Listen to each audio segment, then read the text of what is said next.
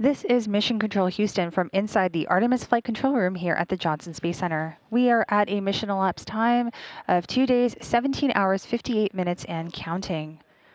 The Orbit 3 team of flight controllers is currently on shift in mission control, and we are gearing up for crew wake at a mission elapsed time of 2 days, 18 hours, as well as a handover to our Orbit 1 team of flight controllers.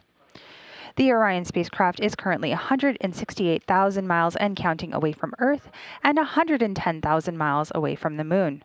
While the crew has been asleep, we have received some downlinked images from Integrity. So let's take a look at them. Here we can see Commander Reed Weissman through Orion's window. We can see him looking out, watching the Earth grow smaller. And we're all reminded that every single giant leap begins with leaving something familiar behind. Let's go over to our next image. And there we have Mission Specialist Christina Cook, looking at our blue marble that's giving us some perspective on humanity's innate need to explore. Very inspirational photos coming down from the crew, while we wait for them to wake up in just under a minute from now. For now, this is Mission Control Houston. Good morning. There's a couple items I did want to talk with you before we got too much of the day going, so if you had a couple minutes, I had a few big picture words.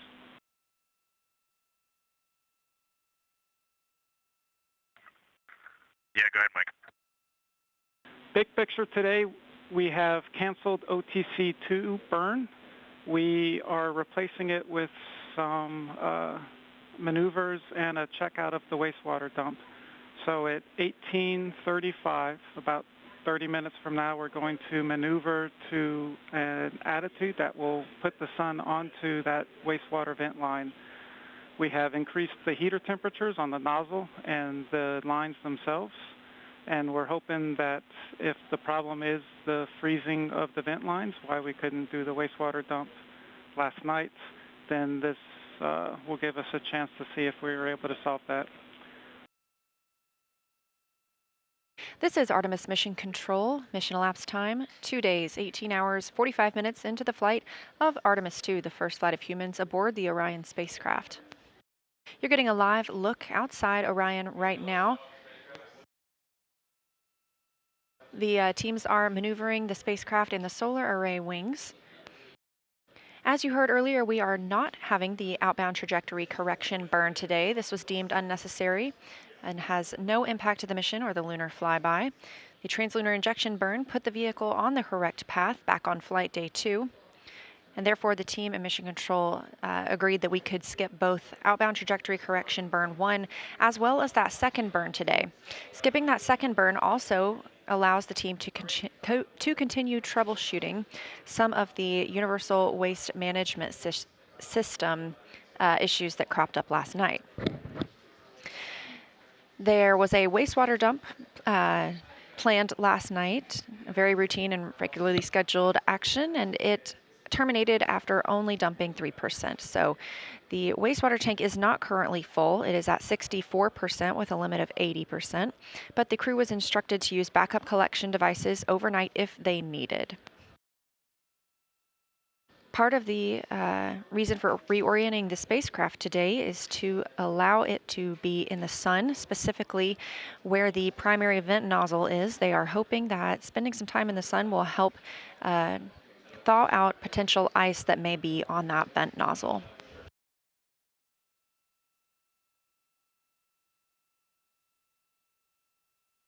Meanwhile, inside the Orion spacecraft, our crew just woke up. That wake up coming at 11:35 a.m. Central Time.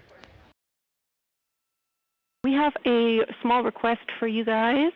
With this attitude that we're using for the bakeout, we're getting the sun on the window shades, and we're a little worried about them heating up too much. We would like to request that you please remove the window shades. We understand that will make it awfully bright for you guys, and we want to encourage you to use a T-shirt in the cabin or something similar if needed to block out that sunlight. But the shades will help us with the temperature constraint on the windows.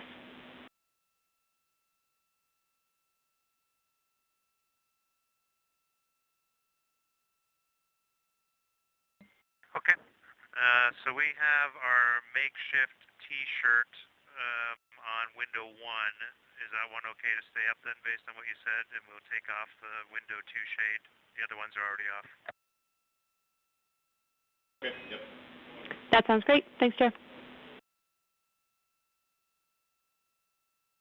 Huntsville, integrity for Avatar.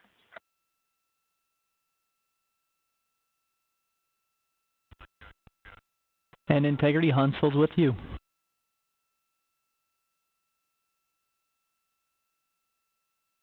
Yes, good integrity morning. I think it's an afternoon for you. Avatar lights to report. All lights are on, ON, except for 1515. Okay, we copy. Same status as yesterday. All lights on, O1 except for 15. You recently heard a call from NASA astronaut Christina Cook, mission specialist on the Artemis II flight, down to the Mission Control Center at Marshall. This was to the Payload Operations Director, who leads science execution for the Avatar payload, which is specifically what she was referencing. Avatar stands for a Virtual Astronaut Tissue Analog Response. This is part of our strategy to get a holistic understanding of how the deep space environment affects humans. So this is organ-on-a-chip technology. It's about the size of a USB thumb drive, and it measures how individual astronauts respond to deep space stressors. These organ chips contain cells that were developed from pre-flight blood donations from the crew. For this research is to validate whether those organ chips can serve as accurate tools for measuring and predicting human response to stressors. So scientists will be comparing these Avatar findings with space station findings, as well as with those samples taken from the crew before and after the flight. Hello, Houston. We are ready for morning DPC. Just a few things. We heard a rumor up here that it is actually Saturday back on Earth. We have definitely lost track of the days. We are showing 151,476 nautical miles from Earth, and it's going up about 1 mile every second, which is still a pretty impressive rate of travel. And thanks to your ops down there, we have got the sun beaming in all the windows. Morale is high on board. And looking out window 3, you can see a beautiful crescent Earth with the sunlight glinting off of the ocean and the swirling clouds. It's just a truly remarkable sight. We are ready to talk. Gorgeous, Reed. We love that description. And first off, thanks to the Integrity crew for working on the weekend. So are we, but we are happy to do it. I want to start by asking if you would like to turn on the HHP camera for DPC, because if so, we'd love it.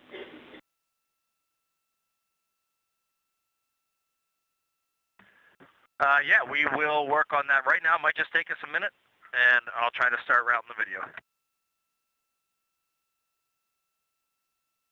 This is Artemis Mission Control. You're getting a live look inside the Orion spacecraft, named Integrity by the Artemis II crew.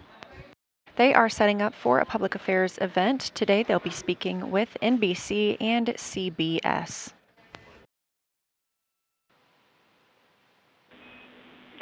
Integrity, this is Houston. Are you ready for the event?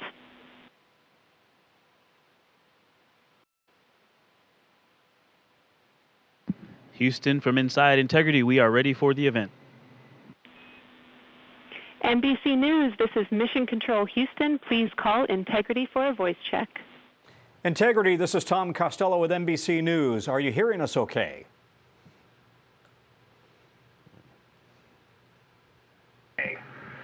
Hey, Tom, it's great to hear your voice all the way up here, 155,000 nautical miles from Earth. How are you doing? I'm well. Congratulations on your mission so far. I'm told this is the farthest interview ever conducted in history. And I'm wondering, how does it feel right now to be in a place that nobody has been since 1972?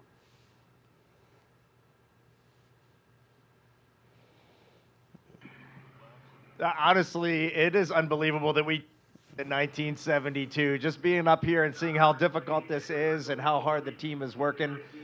We do have a little bit of echo on your call. We'll try to turn it down when we're answering, but this is a magnificent accomplishment to be up here, to see the moon, to see the Earth, and to know that we are between those two celestial bodies, and you can see it when you look out the window. The Earth is almost in full eclipse, the moon is almost in full daylight, and the only way you could get that view is to be halfway between the two entities. It is truly awe-inspiring up here. I think as we go into Easter Sunday, thinking about, all the cultures all around the world, whether you celebrate it or not, whether you believe in God or not, this is an opportunity for us to remember where we are, who we are, and that we are the same thing, and that we got to get through this together.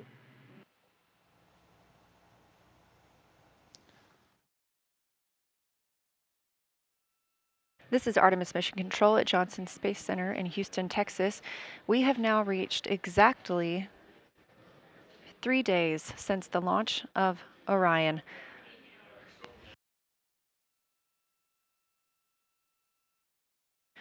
You just heard the call to the crew that the solar arrays are in motion ahead of taking a photo.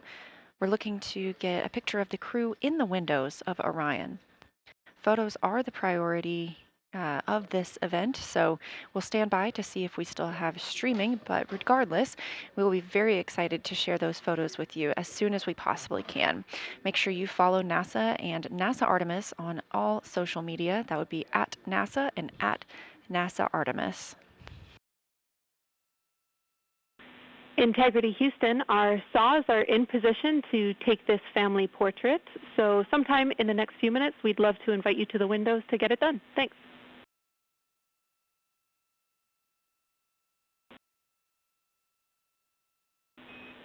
All right, everybody, we're taking the picture, so say cheese and stay still for about 30 seconds while we perform this photography bracket from the saws.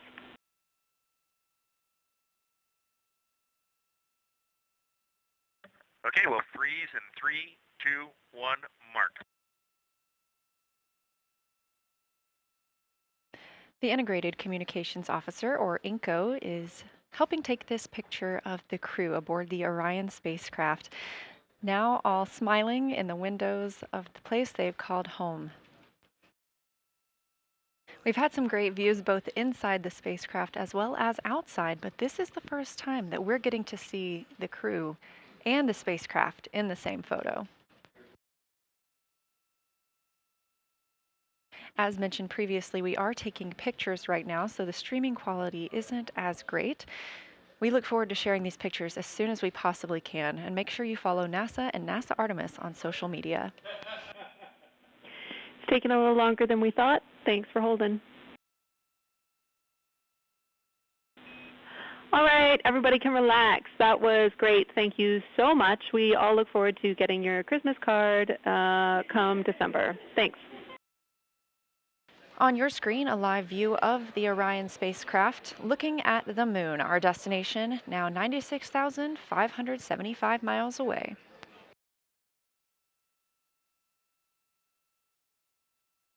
On the left side of your screen is Canadian Space Agency astronaut Jeremy Hansen, and to his right, NASA astronaut Christina Cook.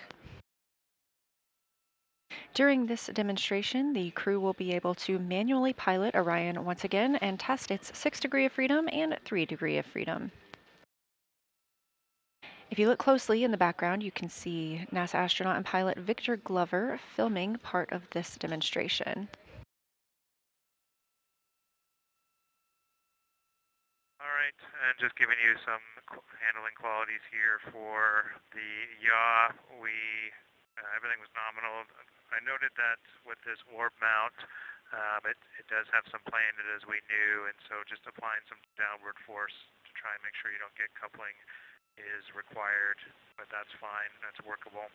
And then we had a little bit of coupling and roll, in both in the same direction on that one. So we had about 4 degrees of roll through the 20 degrees of yaw. Copy all.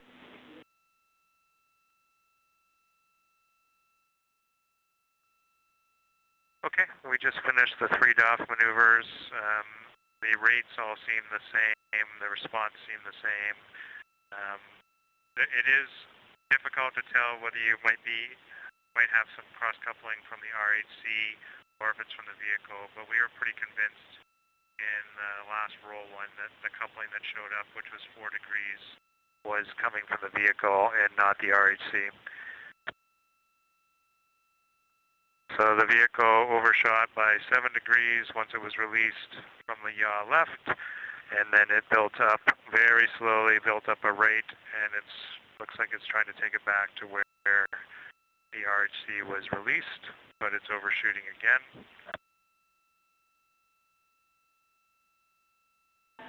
Copy all.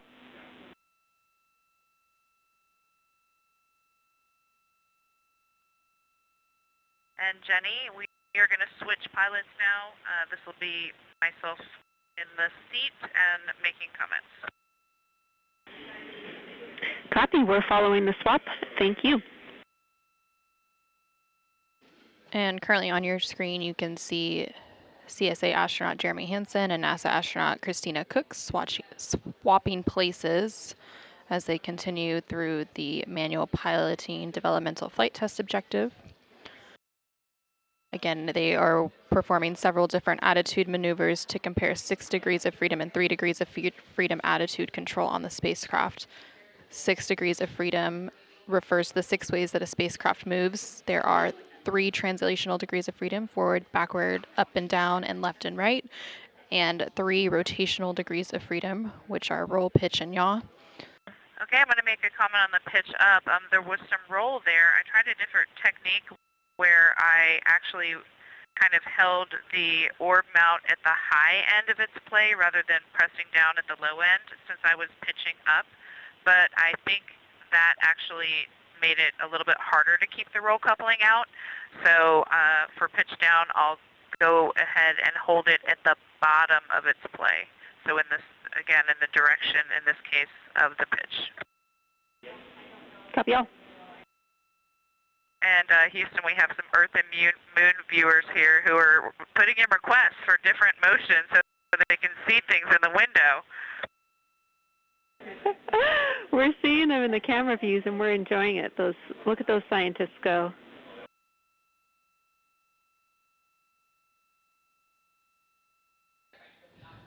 Not too long ago, they did surpass the 2/3 mark as they continue to close in on the moon, and they are expected to make that closest approach and their lunar flyby on flight day 6 coming up on April 6th.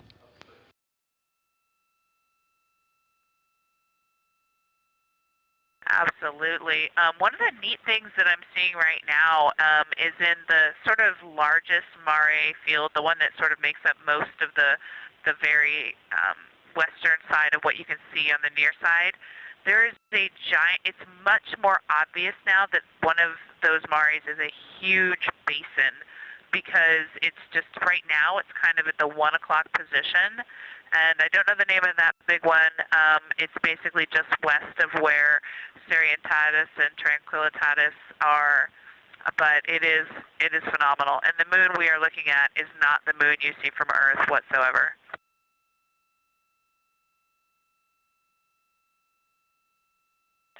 And Victor is absolutely mesmerized by Oriental through the 400 lens. He says that not only in Oriental, but all around the basin, you can actually see the terrain. It's not an albedo change. It's not shadows. You can actually just tell that they are terrain features of the multi-ringed crater there. Christina, we copied all of Victor's Oriental observations. That sounds amazing. And we think, based on your description of the basin that you saw, that is Imbrium.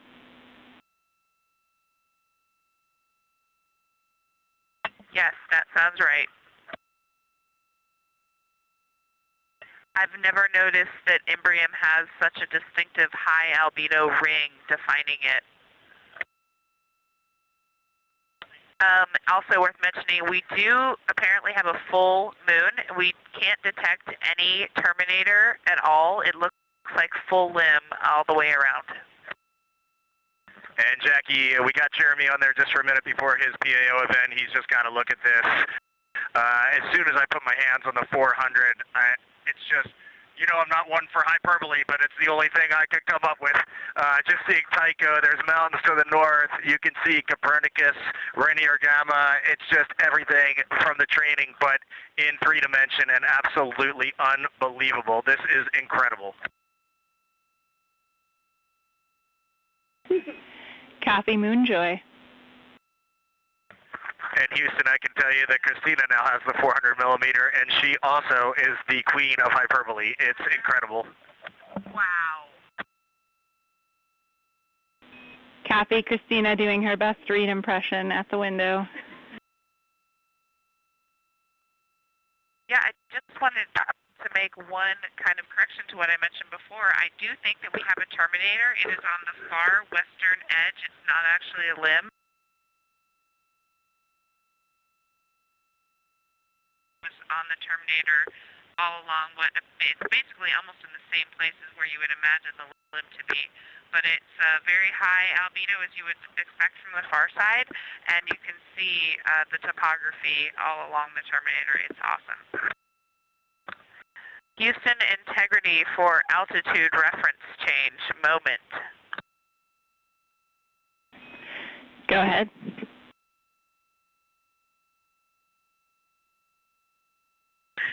Jackie, with that incredible viewing behind us of our destination in the near term, we hereby change our DU PFD altitude reference from Earth to Moon. We are currently 76,362 nautical miles from the Moon. And from Earth, we had been 168,000 nautical miles. Houston copies.